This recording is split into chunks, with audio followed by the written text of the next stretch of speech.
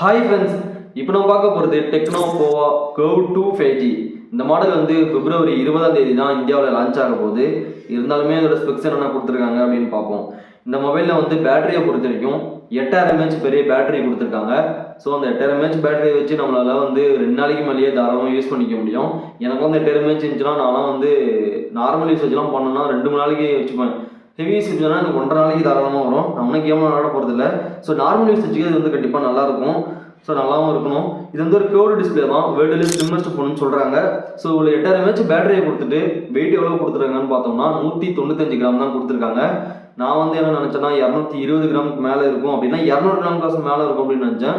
195 கொடுத்துருக்கிறது ஒரு நல்ல விஷயம். இந்த ஃபோன் வந்து ஒரு கேர்வ்டு ஃபோன் தான். ஸோ அதை பார்த்துக்கோங்க. வேர்ல்டுலேயே first time 20 5G band use பண்ணியிருக்காங்களா அந்த மொபைலில். ரெஃப்ரெஷ் ரேட்டை பொறுத்த வரைக்கும் 144 ஹெச்எஸ் கொடுத்துருக்காங்க. ஐகேர் அவங்களோட டிஸ்பிளேவும். ஸோ நமக்கு வந்து வேர்ல்டுலேயே ஃபஸ்ட்டு ட்ரிபிள் சிப்செட் ஸ்மார்ட் ஃபோன்னு சொல்கிறாங்க. இதை HiOS 16 தான் ரன் ஆகுது. LAI யூஸ் பண்ணியிருக்காங்க இதில்.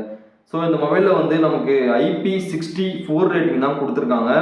IP66, 68, 69, 69K அந்த மாதிரி கொடுத்துருந்துருக்கலாம். இருந்தாலுமே இதோட ப்ரைஸ் வந்து எப்படியும் 25 ரூபாய்க்கு மேலே தான் இருக்கும். ஸோ நமக்கு வந்து IP64 தான் கொடுத்துருக்காங்க அப்படின்னா அதை வந்து நம்ம தண்ணியில் போடாமல் பார்த்துக்கிறது நம்ம பொறுப்பு தான். கீழே வந்துச்சுன்னா வாரண்ட்டில் கிளைம் ஆகாது, பார்த்துக்கோங்க. கொஞ்சம் இம்ப்ரூவ் பண்ணியிருக்கலாம். இதில் ஸ்க்ரீன் சைஸை பொறுத்த வரைக்கும் 6.78 இன்ச் சைஸ் கொடுத்துருக்காங்க. 17.3 சென்டிமீட்டர் வந்து சென்டிமீட்டரில் வருது, சென்டிமீட்டர் சொல்லணும் அப்படின்னா.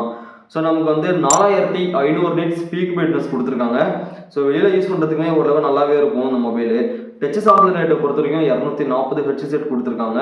ஸ்க்ரீன் டு பாடி ரேஷியோ பொறுத்த வரைக்கும் 93.1% கொடுத்துருக்காங்க இந்த மொபைலில்.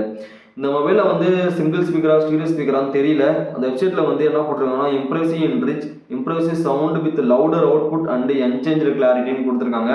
ஸோ சிங்கிள் ஸ்பீக்கருக்கான இமேஜ் தான் போட்டிருக்காங்க. அதுவே டால்பி அட்மாஸ் சப்போர்ட் இருக்குது தான், ஹைரஸ் ஆடியோ வயர்லெஸ் சப்போர்ட்டும் இருக்குது அப்படின்னு போட்டிருக்காங்க. ஸோ 20 அப்புறம் இன்னொரு வீடியோ போடுவோம், அதில் வந்து ஃபுல் ஸ்பெக்ஸோடு வரும். ஸோ இதில் பார்த்தீங்கன்னா எனக்கு வந்து சிங்கிள் ஸ்பீக்கர் தான் வந்து இமேஜ் கொடுத்துருக்காங்க. ஸோ ஸ்டீரியோவாக இருக்கணும். நெக்ஸ்ட் வந்து இந்த மொபைலில் வந்து மீடியாடெக் ப்ராசஸர் தான் யூஸ் பண்ணியிருக்காங்க. ஆனால் என்னங்கிறதையும் மென்ஷன் பண்ணல. ஸோ அதையுமே நம்ம அடுத்த இதில் பார்ப்போம்.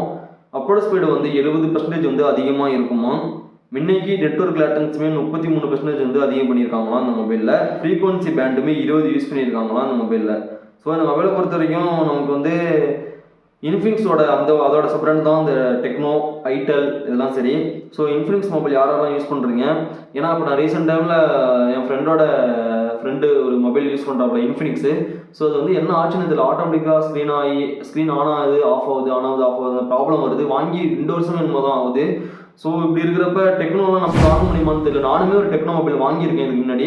ஸோ அந்த மொபைலில் வந்து எனக்கு எந்த ஃபால்ட்டும் வந்ததில்லை. நானாக தான் பிரச்சனை பண்ணேன் அந்த மொபைலை. ஸோ அது போயிடுச்சு. டெக்னோ வந்து என்ன மாடல்லாம் டெக்னோ போவால டெக்னோ ஸ்பார்க் 6 மாடல் வச்சுருந்தேன். அந்த மாடல் தான் நான் வச்சுருந்தேன் முன்னாடி. நான் பண்ண தப்பால் அந்த மொபைல் வந்து காலி ஆகிடுச்சு. ஸோ டெக்னோ நல்லா தான் இருக்கணும். ஸோ வளர்ந்துட்டு தான் வந்துட்டு இருக்காங்க டெக்னோ. இருந்தாலுமே எனக்கு என்ன டவுட்டு அப்படின்னா அந்த இன்ஃபினிக்ஸ், டெக்னோ, ஐடெல், லாவாவோட இந்தியன் கம்பெனி அதை கொஞ்சம் ஒதுக்குங்களேன். இந்த இன்ஃபினிக்ஸ், டெக்னோ இந்த இதெல்லாம் எதுக்கு ஸ்னாப்டிராகன் ப்ராசஸர் யூஸ் பண்ண மாட்டேங்கிறாங்க? அவங்க மூலியமா கைகோர்த்து அந்த ப்ராசஸர்லாம் யூஸ் பண்ண முடியறாங்க. அதெல்லாம் யூஸ் பண்ணாங்கன்னா ஒரு வேளை இந்த மொபைல் கொஞ்சம் ஸோ பவர் எஃபிஷியன்சியாக கொஞ்சம் நல்லா இருக்கும்னு நினைக்கிறேன். ஸ்னாப்டிராகன் ப்ராசஸர்லாம் வந்துச்சுன்னா எனக்கு தெரிஞ்சு வரவே கிடையாது. ஸோ இந்தியன் கம்பெனி லாவாவிலுமே அப்படி தான், மினிடெக் தான் இருக்குது. அப்படின்லாம் பழைய மாடல் ரொம்ப ஒரு 10,000 யூனிசெக் அந்த மாதிரி ப்ராசஸர் கொடுத்துட்றாங்க. அதுலேயுமே ஸ்னாப்டிராகன் வந்து நான் பார்த்தது கிடையாது. ஸோ அதெல்லாம் வந்துச்சுன்னா நல்லாயிருக்கும். ஸோ இந்த மொபைல் வந்து ப்ரைஸு வந்து எவ்வளோ வரும் அப்படின்னா மொத்தம் வந்து 2 ரேம் வேரியன்ட் இருக்குது.